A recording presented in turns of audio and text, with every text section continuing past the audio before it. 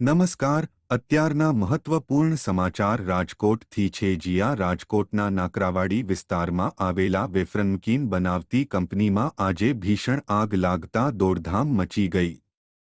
ફેક્ટરીમાં લાગેલી આગ એટલી ભયાનક હતી કે ધુમાડાના ગોટેગોટા દૂર દૂર સુધી દેખાયા હતા.